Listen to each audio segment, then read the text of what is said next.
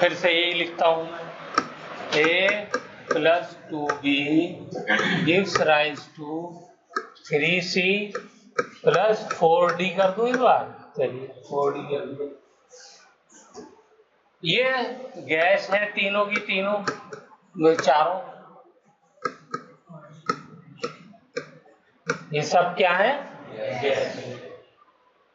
तो इसका अगर मैं के इक्विलिब्रियम लिखूंगा तो इक्विलिब्रियम दो तरीके के होते हैं। इक्विलिब्रियम दो तरीके के होते हैं, एक का नाम होता है केसी और एक का नाम होता है केपी। केसी किसका होता है? जहां पे हम लोग कंसंट्रेशन लेते हैं, और केपी किसका होता है? जहां पे हम लोग पार्शियल प्रेशर लेते हैं। ठीक है। कंसंट्रेशन को क्या कहते हैं शोएब? मोलैरिटी। मोलैरिटी का फॉर्मूला क्या होता है? Number of mole of solute divided by volume of solution in litre. ये फॉर्मूला तो याद होगा सबको, ठीक है। किसी को इसमें डाउट? पार्शियल प्रेशर कैसे निकालते हैं? पार्शियल प्रेशर निकालना आना चाहिए। तो ये देखिए, ये इंपॉर्टेंट चीज है। ये मेरा कंटेनर है, इसमें ए भी है, इसके अंदर बी भी है, इसी के अंदर सी भी है, इसी के अंदर डी भी है। रिएक्शन तो कंटेनर में ही हो रहा है ना। और प्रेशर कैसे निकालूं मैं? क्योंकि मुझे प्रेशर किसका चाहिए होगा फॉर्मूले में, बताइए। ए का चाहिए होगा, बी का चाहिए होगा, सी का चाहिए होगा, डी का, सबका अलग अलग प्रेशर चाहिए ना। और दिया मुझे क्या हुआ? पूरा कंटेनर दे दिया, और इस कंटेनर में तो प्रेशर एक ही होगा। सब मिलाकर के प्रेशर लगा रहे होंगे, बोलिए। तो इस जो सब मिला के प्रेशर लगा रहे हैं, इसको हम कहते हैं टोटल प्रेशर। क्या कहते हैं? Total pressure. और जो एक एक इंडिविजुअल लगाता है उसको हम कहते हैं पार्शियल प्रेशर। ठीक है। अगर ए लगाएगा तो उसको पी ए लिख देंगे, बी लगाएगा तो पी बी लिख देंगे, सी लगाएगा तो पी सी, और डी लगाएगा तो पी डी, और टोटल प्रेशर को क्या लिख देंगे? P T. ठीक है। लिखो जल्दी से, सब लोग शॉर्ट नोट में ये लिख सकते हैं।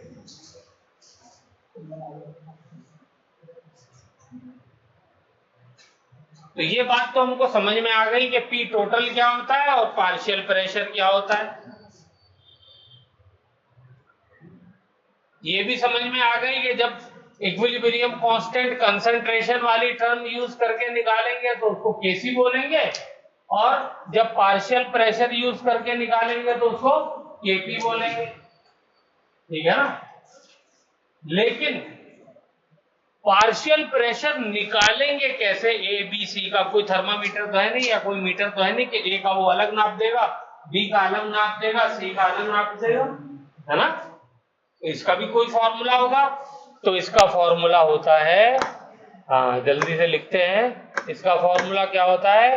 पार्शियल प्रेशर, मान लीजिए ए का निकालना है, ए का मैं निकाल देता हूं, तो बी सी डी आप खुद निकाल लोगे।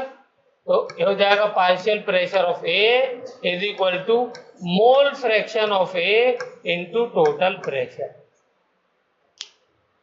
ठीक है। इस फॉर्मूले का नाम है, क्या नाम है बताओ? कल बताया था, तुम बताओ नमीर। नहीं बता नहीं, तुम बताओ इंतजाम, क्या नाम था इसका? शोएब, किसने फॉर्मूला दिया था, क्या नाम है? Dalton's law of partial pressure. इसको याद रखिए फॉर्मूले को। क्या नाम है? तो 4, 6, 10, 20 जितनी भी गैस है उनका मिक्सचर अगर हमें दिया हुआ हो और किसी एक कप प्रेशर निकालना हो तो ये फॉर्मूला लगा देंगे। ठीक है। चलिए वेरी गुड। अब इसमें ये मोल फ्रैक्शन जो है, ये वाला, ये निकालना आता है मोल फ्रैक्शन। बोलो, मोल फ्रैक्शन का फॉर्मूला याद है? बताओ। मान लो एक कंटेनर है, ये रहा, इसमें एक गैस ए है, दूसरी गैस बी है, या लिक्विड भी हो तो भी चलेगा। इसका मोल फ्रैक्शन निकालना है, मोल फ्रैक्शन ऑफ ए। कैसे निकालेंगे, याद है? क्या बताइए? यस, अरे वाह। ए के कितने मोल है इस कंटेनर में? एन होंगे, हमें नहीं पता तो एन मान लेते हैं। बी के कितने मोल हैं? N B. तो ए का जब मोल फ्रैक्शन निकालेंगे तो क्या करेंगे? एन ए को ऊपर रखेंगे और divided by N A plus N B. ठीक है। और ऐसे ही जब हम निकालेंगे मोल फ्रैक्शन ऑफ बी तो क्या हो जाएगा? एन बी को ऊपर रखेंगे और divided by N A plus N B. इसको मैं क्या कह सकता हूं? N A plus N B को क्या कह सकता हूं? टोटल मोल भी तो कह सकता हूं। टोटल मोल, जितने कंटेनर में मोल है, ये मोल फ्रैक्शन निकालने का फॉर्मूला होगा। ठीक है।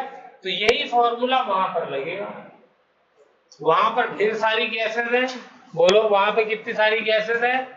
वहां पर कई सारी हैं। ए भी है, बी भी है, सी भी है, डी भी है। तो वहां पे मोल फ्रैक्शन अगर ए का निकालना है तो क्या करना पड़ेगा? एन ए तो ऊपर रखना होगा, डिवाइडेड बाय सबके मोल्स लेने होंगे, N A plus N B plus N C plus N D. Total mole चाहिए ना, तो सबके मोल है। ये बात समझ में आई? ज्यादातर दो का ही आता है, लेकिन मैं कह रहा हूं कि अगर ज्यादा है तो फिर हम लोग सबके मोल लेने तो सबको नीचे लिखेंगे। और मोल निकालना आता है? मोल का फॉर्मूला क्या होता है बताओ? नंबर ऑफ मोल कैसे निकालते हैं? Weight upon molecular weight, weight upon molecular weight. ठीक है। बस, तो यहां से मोल निकाला, मोल से मोल फ्रैक्शन निकाला, अब तो कोई प्रॉब्लम नहीं। और मोल फ्रैक्शन आ गया तो पार्शियल प्रेशर आ जाएगा। ठीक है। ए का निकालना होगा ए का, बी का निकालना होगा, यही फॉर्मूला बी के लिए बन जाएगा। बी के लिए बताओ क्या बनेगा? E B is equal to chi B into P total. इसका नाम काई है। ठीक है। लेकिन आप जो चाहे कह सकते हैं मोल फ्रैक्शन को। चलिए, वेरी गुड, यहां तक हो गया था। अब हमने केसी और केपी के अंदर रिलेशन पढ़ना है, और वही हमारे मेन काम का है। ठीक है, वही हमें आना चाहिए। तो बताओ जी, केपी इज इक्वल टू क्या था? केपी और केसी में क्या रिलेशन था? केसी आगे R T delta N G, ये फॉर्मूला है, ये अच्छे से याद कर लीजिए।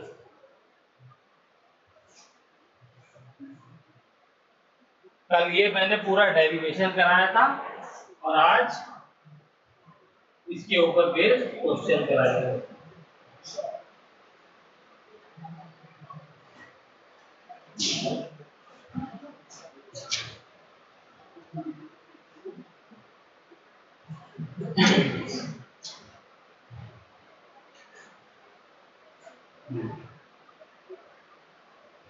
कल मैंने 3-4 क्वेश्चन दिए थे, वो कितने कितने किए हैं? पहला क्वेश्चन क्या था?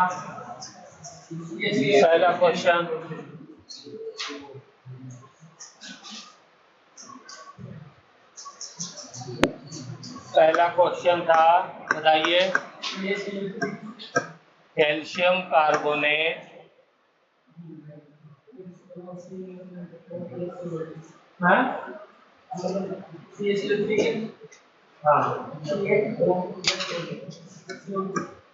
तो क्या CaO क्या है? Calcium oxide plus carbon dioxide. ठीक है, ये रिएक्शन दे रहा है। इसका केसी भी लिख करके बताइए और केपी भी लिख करके बताइए। ये मैंने दिया था, बताइए केसी क्या आया है? और इसकी यूनिट भी बतानी है। केसी की यूनिट क्या है? केसी क्या है बोलो? अच्छा, कैल्शियम कार्बोनेट किसी ने देखा है? शायद लैब में देखा हूं। आपने देखा है? आपने आपने देखा होगा, आपने शायद देखा है। तुमने तुमने कहाँ देखा है? हैं? कहाँ था? लैब में देखा। तुमने जवाब सबने देखा है।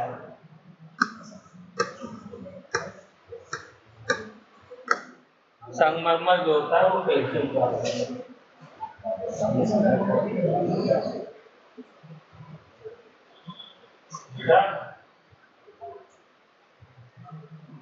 आंसर सही दोगे ना, सही अपने आप को बोलता है।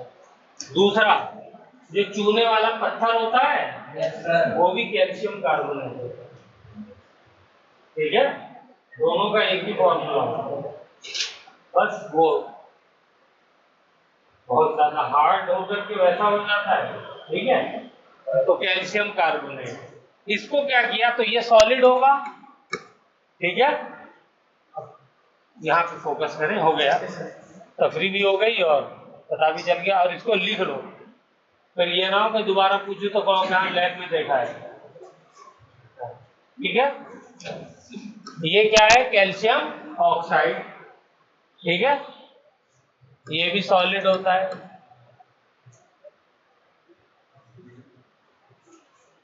ओके, और carbon dioxide gas. Very good. ठीक है, तो केसी क्या हो जाएगा? जल्दी से लिख के बताइए, शाबाश। प्रोडक्ट की कंसंट्रेशन CaO, इसके आगे कोएफिशिएंट 1 है तो पावर 1 ही रहेगी। कार्बन डाइऑक्साइड, इसके आगे भी कोएफिशिएंट 1 है तो 1 रहेगी।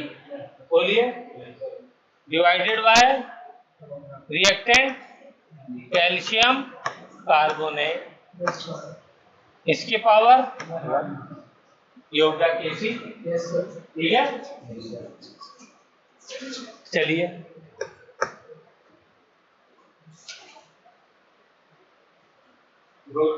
ये दिया हमने।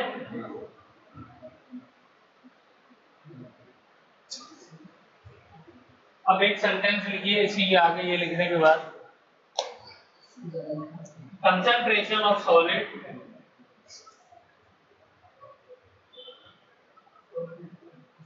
concentration of solid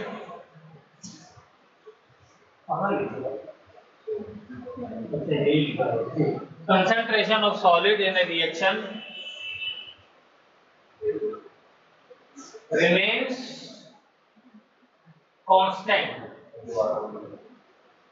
Concentration of solid in a reaction remains constant. Remains constant. Hence it is taken as unity. क्या लेते हैं? यूनिटी। यूनिटी मतलब वन। यूनिटी माने वन। ठीक है, एकता में। चलो तो यूनिटी लेते हैं। ठीक है, किसी को समझ में आता है कि सॉलिड की कंसंट्रेशन क्यों नहीं चेंज होती रिएक्शन में?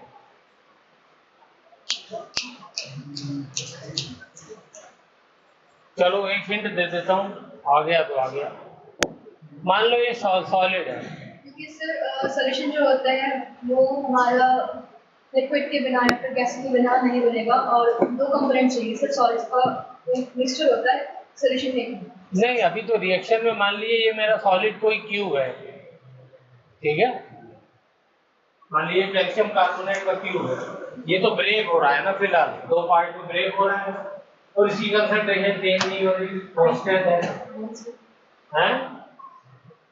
हाँ, ये कैल्शियम कार्बोनेट का क्यूब है। देखो भाई, अगर समझ में आ जाए, कैल्शियम कार्बोनेट का क्यूब है संगमरमर का, ये मैंने हीट किया, हीट करने पे ये रिएक्शन दे रहा है इक्विलिब्रियम में फॉर्म। ठीक है, इसकी कंसंट्रेशन चेंज नहीं हो रही, तो जब ये रिएक्शन होगा तो क्या ये ब्रेक नहीं होगा? भाई ब्रेक होगा, इसका वजन कम होगा, तभी तो ये बनेगा। तो क्या इसका कंसंट्रेशन चेंज हुई? लगाओ दिमाग भाई, आधा घट गया, आधा गल गया, मान लो आधा कन्वर्ट हो गया, तो क्या इसकी कंसंट्रेशन चेंज हुई? हुई? देखने में ये क्योंकि मैंने लिखवाया, क्यों नहीं हुई वो बताओ। ज्यादा बच रहा है, मैं कह रहा हूँ आधा खत्म हो गया, चलो ज्यादा छोड़ो। मतलब अमाउंट की बात कर रहे हैं, कंसंट्रेशन को आयनिक लेवल को मतलब यस, इसको थोड़ा सा यूं सोचिए कि अब मान लिया आधा बचा, तो कंसंट्रेशन क्या होती है? Number of moles divided by volume. तो मोल भी आधे हो गए, वॉल्यूम भी आधा हो गया, मोल भी आधे हो गए, वॉल्यूम भी तो आधा हो गया, तो इसलिए कंसंट्रेशन चेंज नहीं फॉलो। ठीक है, बस इससे ज्यादा निकल जाऊंगा, अगर आ गया समझ में तो ठीक है, नहीं तो बस। तो इसको चाहे तो एग्जांपल लिख लिए। तो इसलिए हम क्या करेंगे, यहाँ पे सॉलिड वाले जितने भी हैं उन सबको क्या कर देंगे, बोलो जी, वो 1 ले लेंगे। तो कैल्शियम ऑक्साइड भी 1 है, मतलब सॉलिड है, तो ये 1 हो जाएगा। ठीक है, कैल्शियम कार्बोनेट, इसका कंसंट्रेशन लेंगे। ठीक है, concentration of carbon dioxide divided by calcium carbonate की कंसंट्रेशन भी, क्योंकि ये भी सॉलिड है तो ये भी 1 हो जाएगी। ठीक है, तो केसी का फाइनली फॉर्मूला क्या आ गया?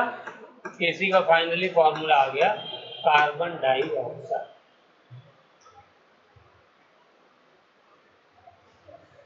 लिख लिया? अगले पेज पे चलो। हाँ जी।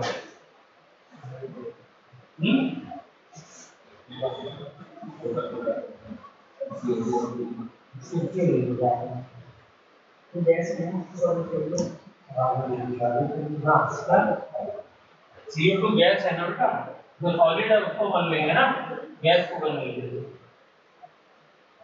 बोलो, कोई डाउट नहीं? चलिए,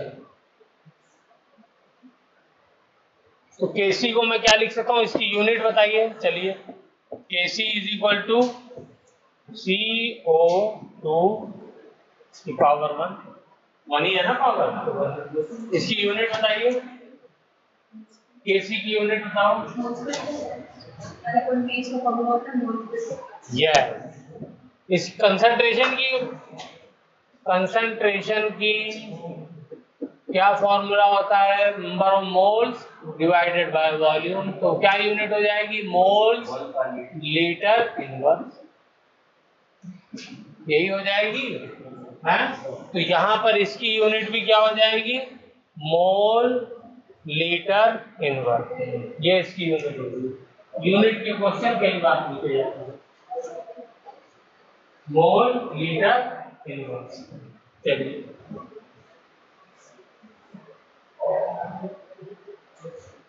गुड। अब मुझे केपी का बता दीजिए, क्या केपी की वैल्यू होगी? ये तो आपको आ गया, केपी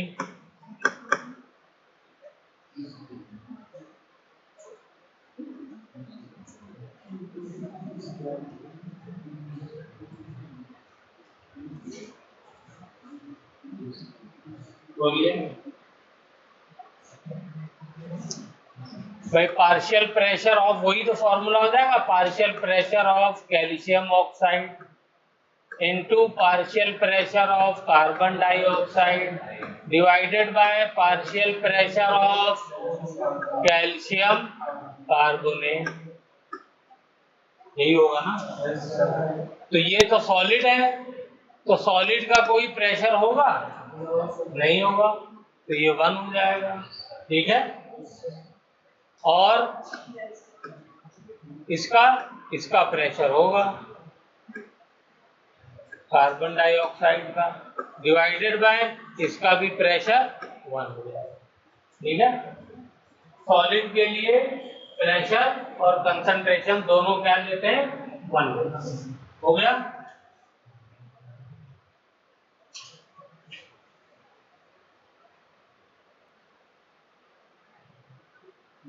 तो क्या आंसर आ गया? Kp की value is equal to PCO। तो यूनिट में मतलब इसकी आप बताएं यूनिट क्या होगी? Kp की यूनिट बताइए। यहाँ पे पावर क्या है? 1। और पार्शियल प्रेशर की यूनिट क्या होती है? जो प्रेशर की यूनिट होती है। प्रेशर की यूनिट क्या होती है? एटीएम। तो पार्शियल प्रेशर की भी यूनिट क्या होगी? एटीएम। तो केपी की यूनिट क्या हो जाएगी? एटीएम की पावर 1। ठीक है ना? यहाँ पर इसकी भी पावर क्या होगी? 1 होगी। कहीं कहीं पे पावर 2 आएगी, कहीं पे माइनस में आएगी, ये याद रखना। उसी हिसाब से ये चेंज होता जाएगा। यहाँ पे पावर 1 थी ना ये, तो इसलिए इसकी पावर 1 तो सेम एज इट इज हो जाएगी। पावर अगर 2 होती है तो ये दोनों 2 हो जाएगा। लिख लिया? तो हमने यहाँ से एक बात सीखी। क्या सीखी? कि अगर किसी इक्विलिब्रियम रिएक्शन में कोई सॉलिड है तो उसको हम क्या करेंगे? उसकी कंसंट्रेशन को बढ़ाएंगे। चलिए, वेरी गुड। दूसरा हमने क्या रिएक्शन दिया था? चलिए,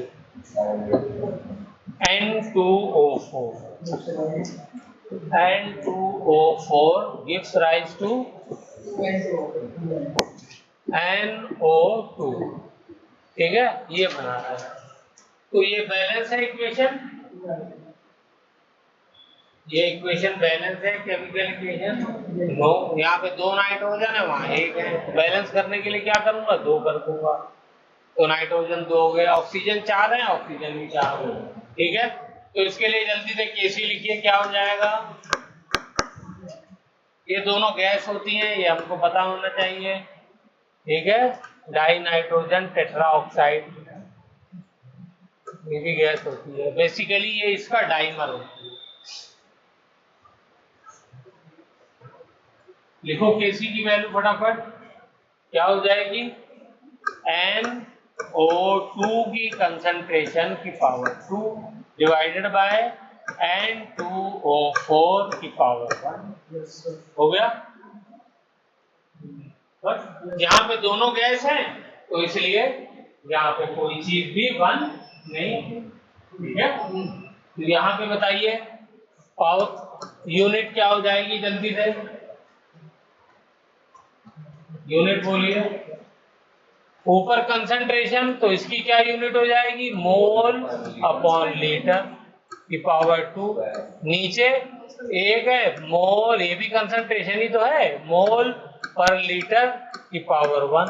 तो एक कट जाएगा और एक बचेगा, तो क्या आ जाएगी? मोल पर लीटर। ये यूनिट आ गई। क्लियर हो गया? चलिए, वेरी गुड।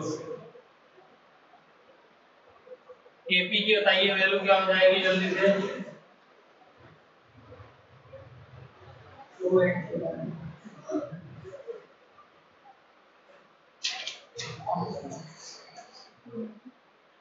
केपी क्या हो जाएगी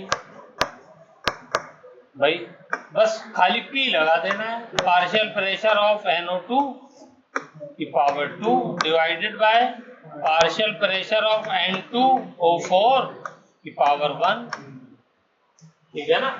और यूनिट के लिए क्या करेंगे?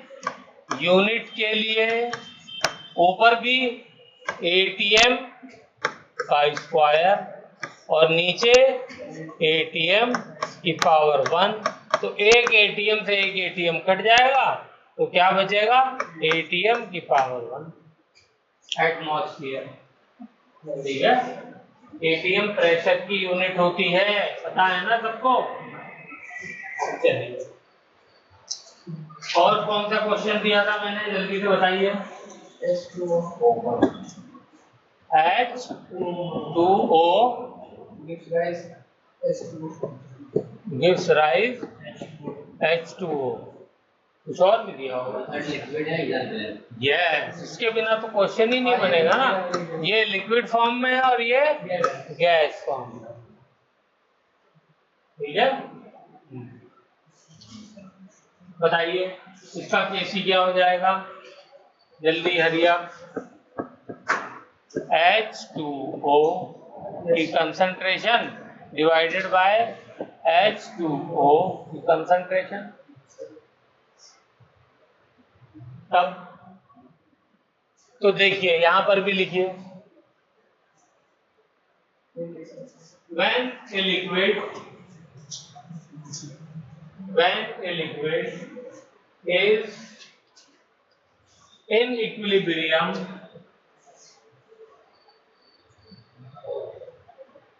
with its vapors,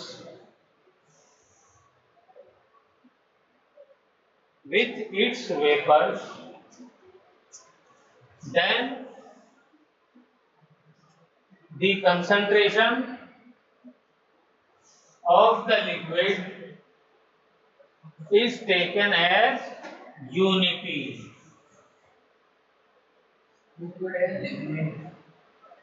Then the concentration of liquid is taken as unity. कोई भी लिक्विड ले लीजिए आप, मैंने यहाँ पे जो है वो वाटर लिया, आप अल्कोहल ले लीजिए, तो अल्कोहल लिक्विड से वेपर में कन्वर्ट हो रहा है, तो लिक्विड वाला अल्कोहल जो होगा उसकी कंसंट्रेशन को क्या लेंगे, यूनिटी 1 लेंगे।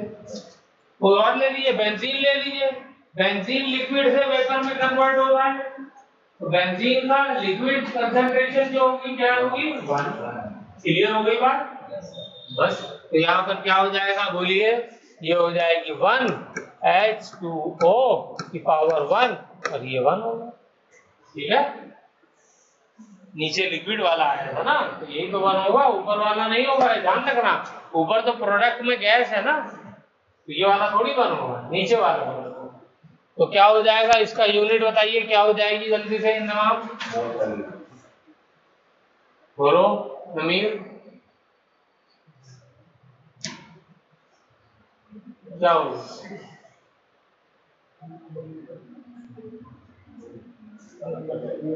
भाई कंसंट्रेशन है और उसकी पावर 1 है, तो सबसे पहले तो कंसंट्रेशन है तो उसकी यूनिट तो मोल पर लीटर ही होती है, इसकी पावर 1 हो गई और नीचे कुछ है ही, ठीक है ना, तो यही यूनिट हो गई मोल पर लीटर। ठीक है, चलिए एक और क्वेश्चन दिया था मैंने। अच्छा केपी क्या हो जाएगा इसका, KP H partial pressure of H2O divided by partial pressure of H2O।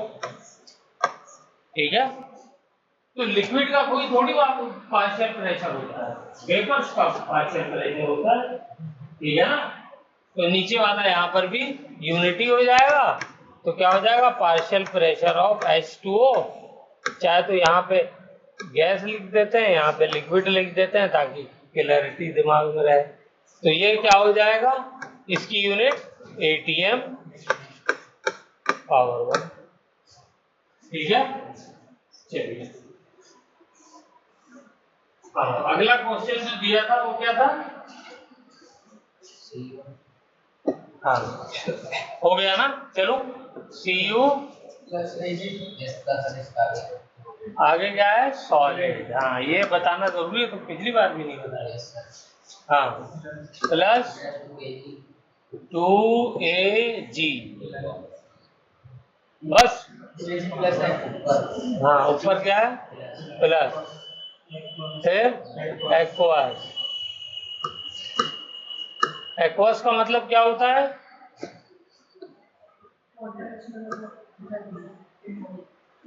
Aqueous मतलब जो पानी में चीज सोल्यूबल होती है उसके लिए एक्वस लिखते हैं। ठीक है ना, हाँ चलिए ये इक्विलिब्रियम में है, इक्विलिब्रियम में क्या बना रहा है, Cu2 plus aqueous plus 2Ag solid. ठीक है, चलिए इसका केसी केपी लिखे जल्दी से।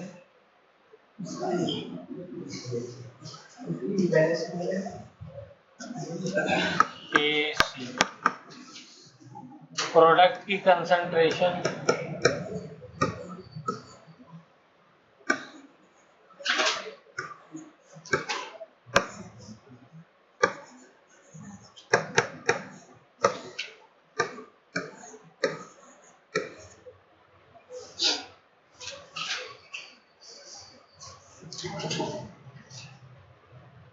बोलो, यही आएगी, सबने यही लिखा है।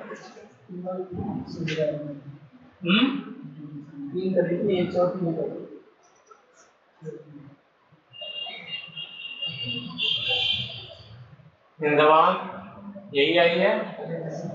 इसमें कुछ और चेंज आएगा क्या? सॉलिड वाले को 1 ले लेंगे। तो कौन कौन सॉलिड है? ऊपर Ag और नीचे कॉपर। तो ये हो जाएगा Cu2 प्लस ऊपर और Ag प्लस का होल स्क्वायर नीचे। अब इसकी यूनिट बता दूं जल्दी से। यूनिट क्या आएगी बताइए? यूनिट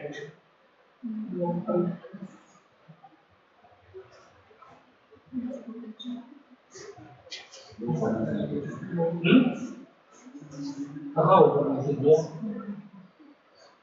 Cu2 प्लस ऊपर है, Ag तो सॉलिड है ना, तो वो 1 हो जाएगा।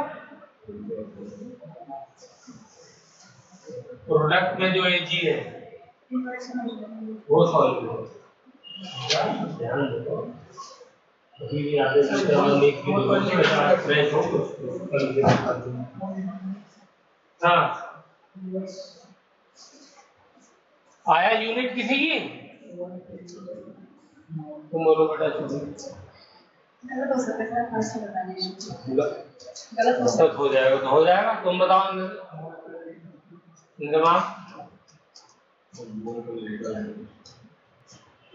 भाई, ऊपर वाले की यूनिट कंसंट्रेशन है तो मोल पर लीटर होगी, इसमें तो कोई डाउट किसी को होना नहीं चाहिए।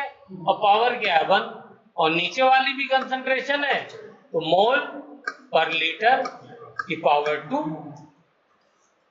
बस, तो एक कट जाएगा, एक बचेगा, तो क्या हो जाएगा? यूनिट 1 मोल पर लीटर की पावर 1। और इसको ऊपर ले जाऊंगा तो क्या हो जाएगा? मोल अपॉन लीटर की पावर -1। रिवर्स हो जाएगा। डिनोमिनेटर से न्यूमरेटर में ले जाते हैं तो पावर का साइन चेंज हो जाता है, तो यहाँ भी चेंज हो गया। ठीक है ना? अब इसको अगर ऐसे लिखूं मैं,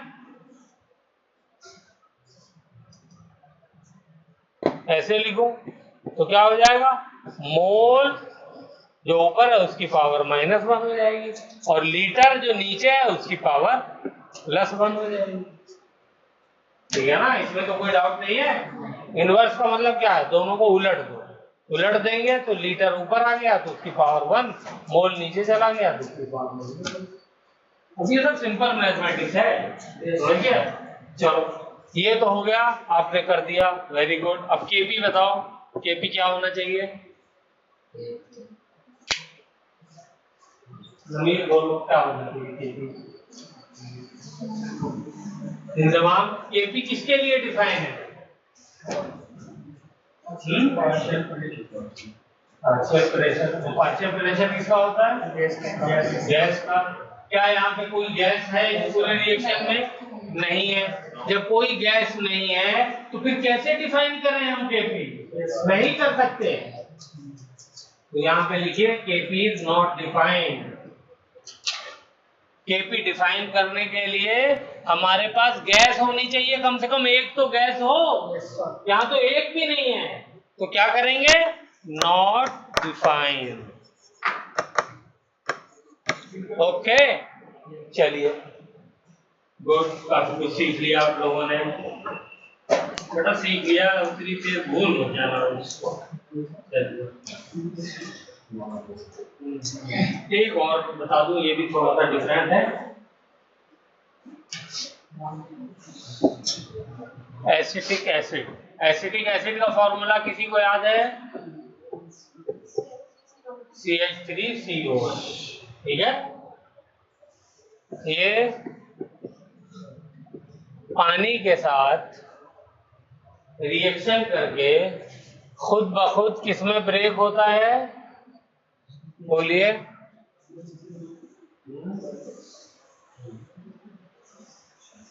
प्रोटोनेशन हो जाता है वाटर का, तो ये हो जाएगा CH3COO negative plus H3O positive, यानी वाटर ने क्या किया, इससे H पॉजिटिव ले लिया। ठीक है, तो ये बताइए एसिटिक एसिड क्या होता है, गैस या लिक्विड या सॉलिड? लिक्विड होता है, ये लैब में देखा होगा, इसको आप कह सकते हैं कि लैब में देखा है, लिक्विड होता है, गैस नहीं होता। ठीक है, वाटर क्या होता है, ये भी लिक्विड होता है, और जब ये पानी के अंदर आयन चला गया तो ये एक्वस हो गया। ये भी पानी है, उसके अंदर आयनिक फॉर्म में है, तो ये भी एक्वस हो गया। ठीक है, चलिए इसका केसी केपी बताइए जल्दी से। क्या बात है, केसी को बताना।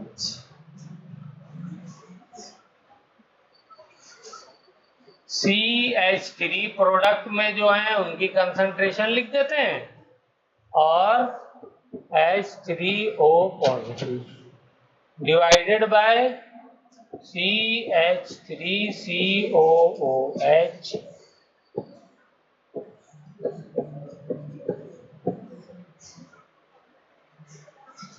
ठीक है,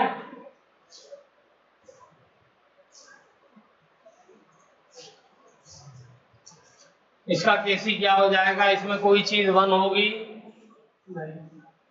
यस होगी। कौन सी होगी? ये वाटर होगी। ये बताने के लिए क्वेश्चन बनाया। क्यों होगी? इसलिए कि पानी तो मीडियम है ना, उसमें तो रिएक्शन हो रहा है, तो मीडियम की कंसंट्रेशन हम लोग क्या लेते हैं, 1 लेते हैं। जैसे अभी पीछे वाला किया था कॉपर वाला, ये भी रिएक्शन कहाँ हो रहा है, एक्वस एक्वस सब लिखा हुआ, तो पानी है ना सॉल्यूशन, पानी की कहीं कंसंट्रेशन ली, यहाँ तो नाम ही नहीं लिखा उसका, क्योंकि यहाँ पे ऑलरेडी लिखा हुआ था, तो इसलिए मैंने बताया कि लिखा हुआ है तो भी क्या करेंगे, मान लेंगे। क्यों? क्योंकि वाटर एज ए मीडियम काम कर रहा है। तो लिखिए यहाँ पे एक नोट डाल करके इस पॉइंट को लिखिए, concentration of medium, concentration of medium bracket में लिख लो water, will be taken as 1, will be taken as 1। तो ये 1 हो जाएगी, तो 1 होने के बाद क्या बचेगा मेरे पास, CH3COO नेगेटिव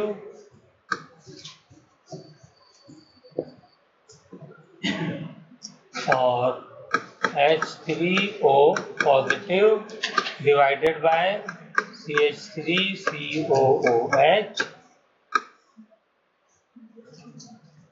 ठीक है, इसकी जरा जल्दी से यूनिट बता दो, शाबाश, तुम बताओ इस बार।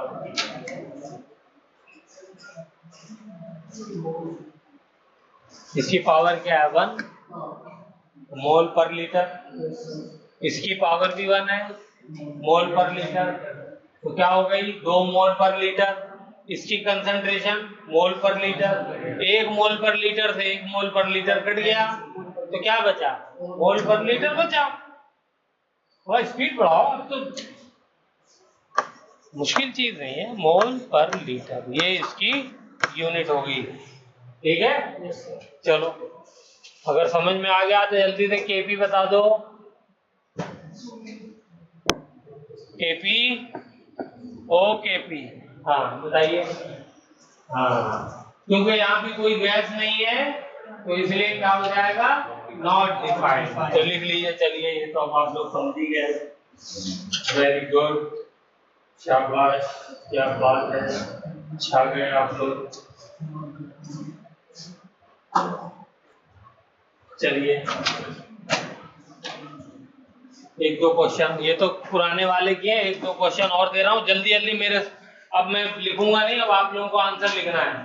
ठीक है, हाँ, आपकी ये मैंने करा दिए पुराने वाले, अब ये आपको करने हैं। चलिए पहला हाइड्रोजन गैस प्लस आयोडीन, चलो इसको भी गैस ले लिया मैंने, gives rise to 2HI, hydrogen iodide, ये भी गैस है। ठीक है, इसका Kp Kc लिखो जल्दी से। N2 plus 3H2 gives rise to 2NH3, इसका भी Kp Kc लिखो। तीसरा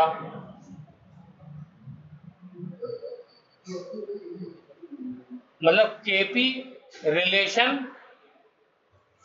क्या लिखना है, relation between Kp and Kc, ये रिलेशन लिखना है। यानी ये वाला formula Kp is equal to Kc R T की पावर डेल्टा एन जी, ये formula.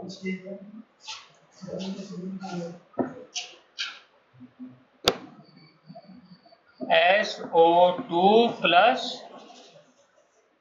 O2 gives rise to SO3, इसमें क्या करना पड़ेगा, 2 से मल्टीप्लाई। चलिए शाबाश। केपी और केसी की रिलेशन, ये सारे क्वेश्चन आए हुए हैं कंपटीशन में।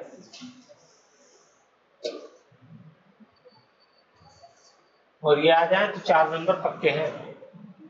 फॉर्मूला है डेल्टा एन जी, क्या होता है बोलो, कौन बताएगा इंजमाम, डेल्टा एन जी क्या होता है? कोई फैक्ट तुम बताओ।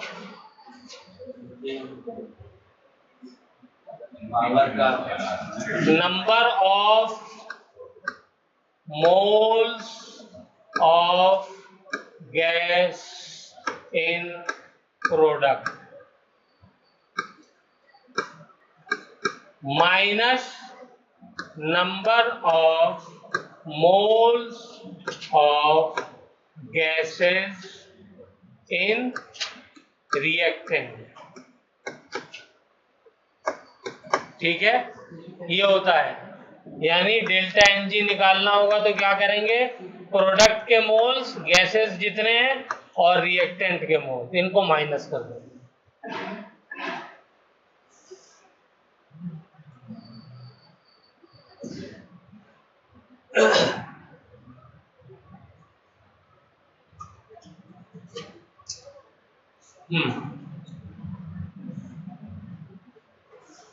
पहले का आया किसी का answer, Kp is equal to Kc R T, delta N G कितना आया इसका बताओ।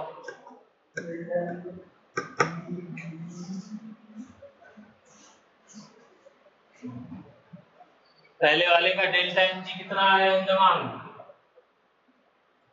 प्रोडक्ट में कितने मोल है, अच्छा छोड़ो चलो देख लिया, प्रोडक्ट में कितने मोल है गैस पे,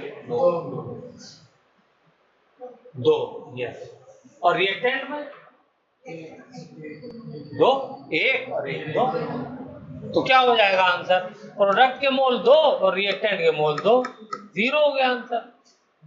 तो आंसर यहाँ पे डेल्टा एन जी की जगह क्या लिखा जाएगा, 0। और किसी की पावर 0 हो तो क्या हो जाता है, वो 1 हो जाता है। किसी भी नंबर की पावर 0 हो तो वो 1 हो जाता है। तो इसका मतलब क्या हो गया, Kc, यानी Kp और Kc दोनों यहाँ पर बराबर हैं इस रिएक्शन के लिए। क्लियर हुई बात, पीछे भी सबको क्लियर हुई? Yes sir. चलो इसके लिए बता दो, अब इसके लिए मुझे परेशान मत करना, नीचे मत कूदो।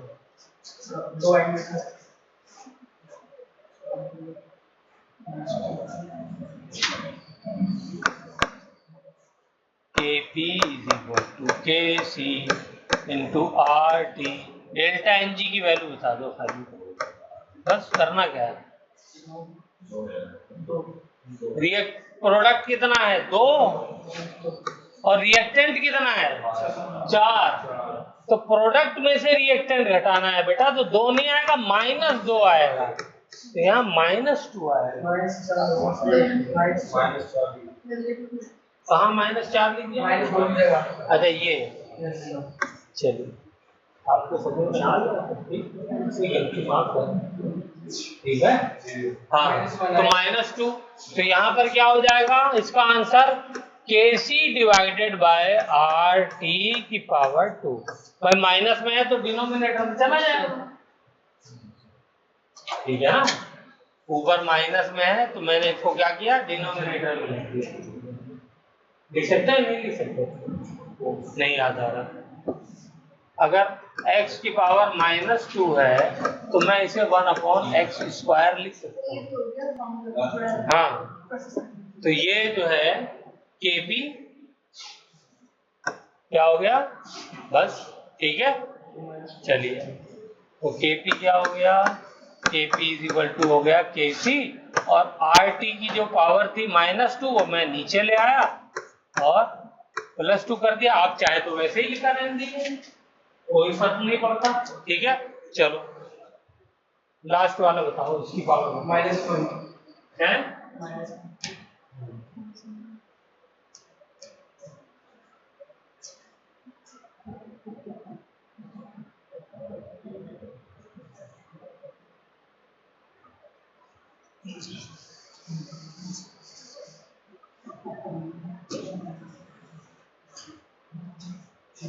बस डेल्टा Ng निकालना आना चाहिए। तो प्रोडक्ट में कितने हैं, 2, रिएक्टेंट में कितने हैं, 2 और 1, 3, -3 = -1। तो ये क्या हो जाएगा, Kp = Kc एंड RT की पावर -1। तो यहाँ पे इसको डिनोमिनेटर में लाओगे तो क्या हो जाएगा, Kp = Kc divided by RT, बस पावर 1। चाहे ऐसे लिखो चाहे ऐसे लिखो, दोनों ही ठीक है। तो ये रिलेशन आप लिख सकते हैं, ठीक है।